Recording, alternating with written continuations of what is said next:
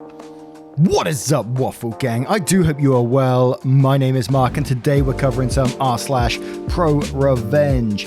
If you would like to skip the initial waffle, timestamps are in the description and along the timeline below. But if you are new here, please consider hitting that like, that subscribe, and maybe that notification bell too, as it all massively helps out our channel. And just a huge thank you for spending 20 minutes or so out of your day with me, getting involved with the channel. It means the absolute world. Thank you so much. Let's crack on with today's stories.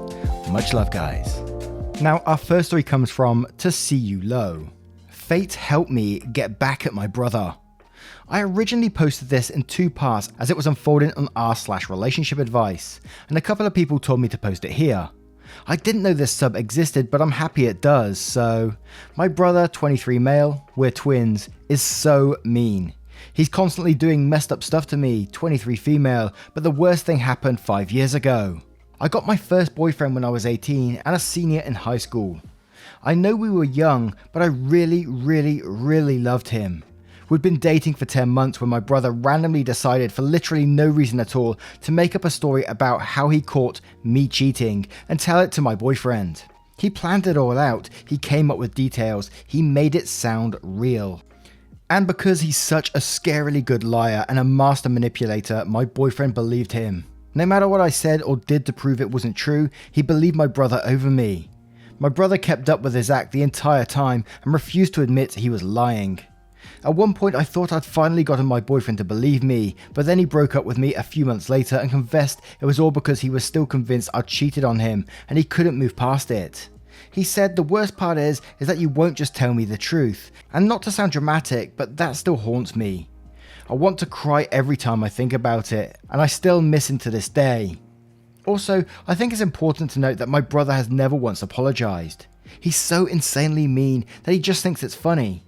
I even asked him once if he'd consider hitting my ex up and telling him the truth for my peace of mind, and he just laughed at me. I never got over what my brother did, and I always told myself I was going to do the exact same thing to him one day. He's dated several girls since high school, but he'd never been serious enough about any of them for me to consider tricking them. I knew it wouldn't hurt him like he hurt me if I just tricked one of his flings or something. But he finally got his first serious girlfriend last year, and after thinking about it for a long time, I decided I was going to do it. We live in different places now, so I had to do it all online. I used different methods than he did. I contacted his girlfriend pretending to be the girl he'd been cheating with. I made up an elaborate detailed story like he did to me, and even photoshopped proof and stuff. I made my story even more believable than he made his, and exactly like he did to me. I went as far as denying it even to him because he knew I might use my tech/course to prove to his girlfriend that it isn't true. He knew I was behind it though, solely because the girl I made up doesn't exist and there's no one else that would do this. But I kept denying it. His girlfriend wholeheartedly believed me, and my brother kept calling and texting me and begging me to give it up, even though I still wouldn't admit it was me. He was manipulating me and arguing that it's different because I was younger when he did it to me and my relationship wasn't serious. But my relationship was serious, and like I said, I still miss my ex. My brother really messed me up. I have empathy though. He doesn't, and I was starting to feel bad for his girlfriend because she's innocent. I was kind of regretting everything and thinking that maybe I should just tell his girlfriend the truth for her sake, not his. But then, his girlfriend asked me a question which led to her admitting that she's been suspicious of him for a long time. So I pried a little bit and encouraged her to look through his phone. She told me she couldn't because she didn't know the passcode and he wouldn't give her access to it. I guessed a few passcodes I thought it could be and gave them under the guise of seeing it once but not being sure which one I'd seen. That was kind of dumb, but I couldn't think of anything else to say and she didn't question it.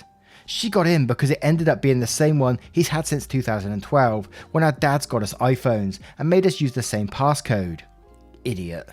Anyway, lo and behold, it turns out my brother actually cheated on her and my setup was the reason she found out. He's been talking to and hooking up with multiple girls for pretty much the entirety of their relationship. I'm not surprised because he's a terrible person and cheating seems right up his alley, but I'm shocked at the same time. I literally can't believe things worked out this perfectly. It feels like a dream or something. The universe loves me. I hate to revel in his girlfriend's misery, but I was feeling guilty about her being collateral damage. So I feel like this is the best possible outcome. My lie ended up being the truth. Well, not exactly, but you know what I mean. So I didn't scar his girlfriend or leave her with permanent damage for no reason. All my interference did was speed up the process of the truth coming to light. In fact, my brother may have been able to hide his cheating forever if not for me. He probably would have just manipulated his girlfriend and/or refused to give her phone access forever. She hasn't broken up with him, and I'm honestly not sure if she will. I don't know how relevant that is, but it attests to how manipulative he is. He screws people over all the time, but somehow always gets his way anyway. It's honestly infuriating and scary. Anyway, I'm still not going to admit to my brother that I'm behind it all, because there's no point. That would just get me in deeper trouble. I got a comment on my original post that said, "Deny till you die, baby," and that's exactly what I'm planning to do. Lol. Life's crazy. And we'll start off with Ramona Q saying, "Just a word of caution, your brother may try to escalate. Keep your eyes open." Which Kromenov says, "With a brother like him, you don't need an enemy. At least you're not living with him anymore. But seriously, fuck him, he sounds like a piece of shit." Good Foodie says, "Wow, your brother sounds like a sociopath. Seriously, OP, I'd go low contact/no contact with him." And we're finished with OP replying to that saying, copying from my other post and another comment, "He's 1000% a sociopath. That's what people in the comments of my other post said too.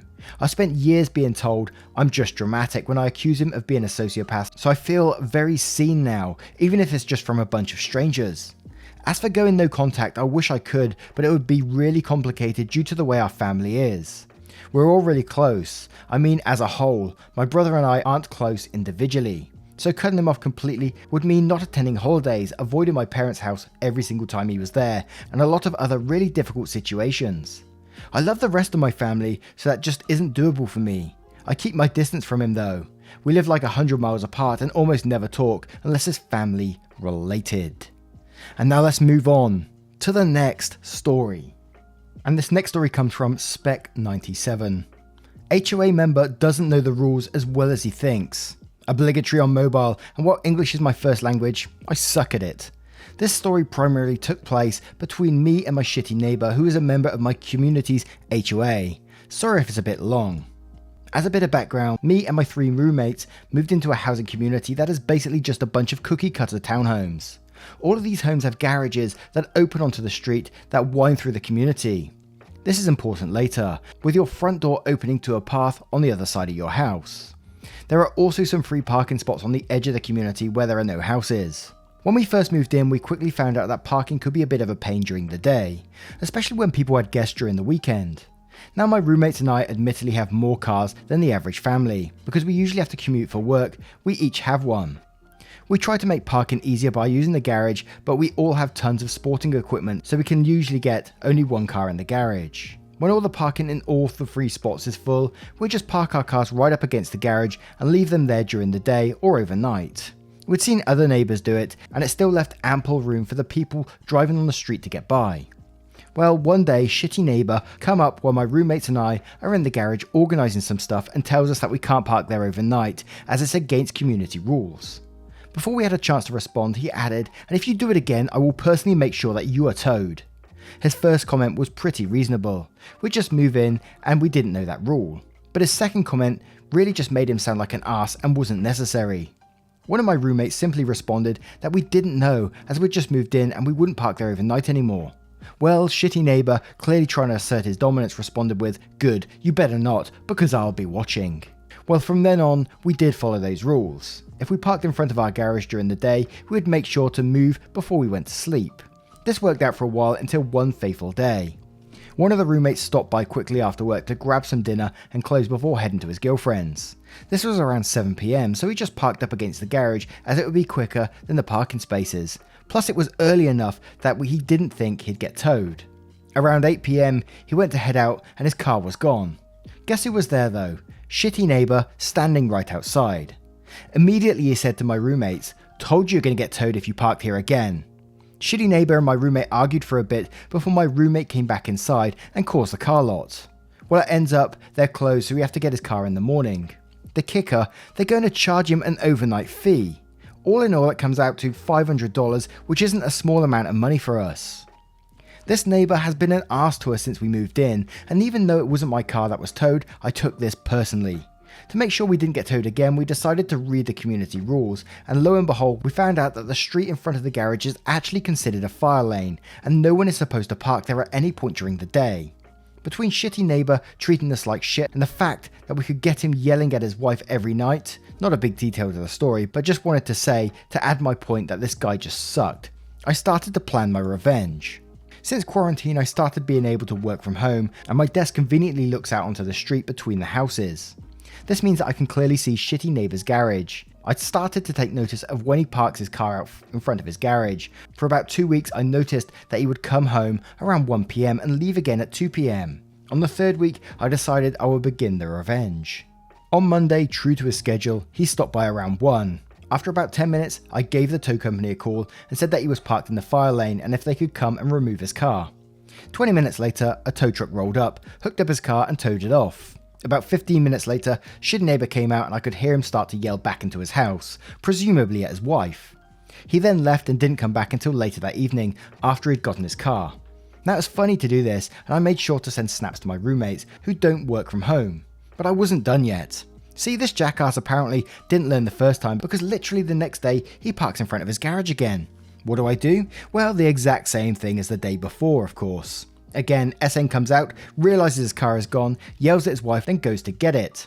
Now after this time he is a bit smarter and parks in an actual spot before going in to get his lunch or whatever he does there midday. He does this for about 2 weeks before he decides that it's okay to park in front of his garage again. Well, who is sitting behind their desk every day and notices this immediately? Well, me of course, and being the concerned resident that I am, I immediately call the tow company and off his car goes again. And again, this is met with yelling.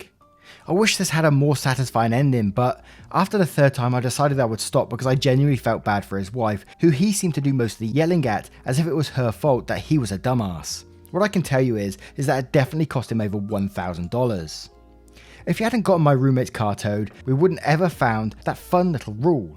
The best part was that a number of my neighbours would have had their cars parked there at the same time, and they'd never had their cars towed, which made it all the better when his was. We have had a number of other encounters with him in the time since this happened, and I have another story that involves the actual HOA that I'll probably write later. This one is still ongoing though, so we'll see how it ends up. Edit, by popular decision, I've decided that this story won't actually conclude with me stopping. I've had lots of advice about recording him yelling at his wife and trying to help that situation. I've also been told that I should figure out if he's using HOA funds to pay off these bills. This one may be a bit harder to obtain since we're just renters, but I'll see what I can do. One thing to note is that he has no idea that it's me calling, and I'm trying to keep it that way. I will keep everyone updated with my progress and if anything new happens. And from the edit there, you can get a feel for the comments. There was lots of people asking about the HOA funds, were they being spent to pay these bills, and talking about like the poor wife being shouted at all the time. So the edit pretty much covers most of the comments there. So with that, we will move straight on to the next story. And this next story comes from The Prairian. If you can't learn to park it, maybe you shouldn't drive it. Posted this on another subreddit, and they suggested I post it here too. So we just got back from a lovely vacation in the mountains. We stayed at a 7-night Saturday to Saturday condo rental with 24 units, but only 21 parking spaces in the garage under it. All others have to park in a lot down the street. This would be fine if the weather was nicer. While there the first night, we meet another family at the pool with a daughter the same age as ours and made quick vacation friends with them, ate with them a few times and let our daughters play almost every night.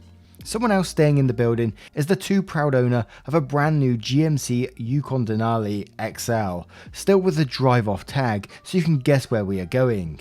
Day 2, we did our thing that night and we get back, one spot left, but no entitled Denali person is parked in 2 spots. Day 3, they are in a different spot, so we know they moved, but still 2 spots, so we left a truly nice note and then placed it with the 2 other notes under their windshield wiper. Not sure how nice they were. Day 4, he is parked long ways across 4 spots. What a Richard or Karen. At the same time, our new friends also arrived back to the condo. Also upset about this person's parking, so we decided to teach Denali a lesson. We let the families out, and then I backed in behind them as close as I could get. Barely enough room for me to squeeze out. Our new buddy pulls in front of them as close as possible, and he has to go through the hatch. Day 5 to 7, we all use Uber. Left early this morning. I had to pull out to pack up and had a very rude note on my window. And all I could do was laugh. Hopefully, Denali learned a lesson. Though, I doubt it. And our next story comes from TalonCard815. Act like an ass because the manufacturer changed the packaging. Enjoy your restocking fee. I run a business selling fire and EMS supplies, because this crosses over into some civilian education, CPR training. We have quite a few civilian customers. One of them has only placed 2 orders with us for 2 years. The order is for CPR training valves. These are plastic pieces that go on the face mask for mouth-to-mask training. They are cheap alternatives to using the actual one-way valves that come with a mask. They used to come 10 to a box and just sat loose in the box. The manufacturer changed the packaging to be more hygienic. They come in a sealed Ziploc style bag and are individually wrapped. This order places a 2 order with us a full year and a half after her first. A good year into the packaging changeover. She orders 1,600 of these valves. We don't keep that many in stock, so we have them drop ship from the manufacturer. 2 weeks after they are delivered, we get a phone call from the buyer. We sent her a completely different item, and this is not what she wanted. She wanted a full refund and for us to pay for return shipping. I asked her what is wrong with the product. She states they come in bags and she wants them in a box. I explain they don't come in a box anymore. This woman doubles down and insists I am cheating her. I ask why she insists on having them in a box. She says this way she can just put them on the table and have people pick one out as they grab the other training material. Ugh, talk about unhygienic. I explained to her that she can just take them out the bags and put them in a shoebox or any box and still accomplish the same thing. Nope, she wants them in a box. If I can't send them in a box, then she wants her money back. I again explained that no manufacturer offers them in a box anymore. They all went to be more hygienic packaging. This woman is being a complete bitch, so I do something I never do. In writing, we state our return policy is they pay a 20% restocking fee for all returns. Again, I have in 15 years, at the time, never enforced this policy. I have also never encountered such a raging bitch. Since the item is not defective, I told her I would not refund shipping either, and she could pay for return shipping. This crazy woman said fine, they were useless anyway. This crazy woman lost $350 in shipping, had to pay another $350 to ship it to me, and had over a $400 restocking fee. In the end, it cost her almost $1,200 and she had nothing to show for it. Some petty revenge. I then just sold off the inventory now with a little extra inventory on each. And what do you think of that for some asshole tax? But what is the logic in that? I don't understand where this person was coming from. You know, just accept them. And like the person said, even gave them a solution, put them in a box yourself, but they refused to. What? I don't get it. But what do you guys make of today's collection of stories? Did you enjoy them? Let me know if you do like revenge stories in the comments below. If you choose to do so, it's always great to hear your comments and your opinions on these stories. It really makes my day. Once again, guys, thank you for spending 20 minutes or so of your day with me. It means the absolute world, and I can't express how much it actually changes the channel as well. You make a huge difference for being here, and when you click that like button too, please do that. And just a huge thank you from the bottom of my heart for being involved. If you want to support the channel further, you can, but again, absolutely no pressure to do so by clicking that join button down below for YouTube or clicking the link in the description for Patreon and joining up there. Thank you so much for your love, support and time, and I will see you in the next one. Take care, guys. Much love.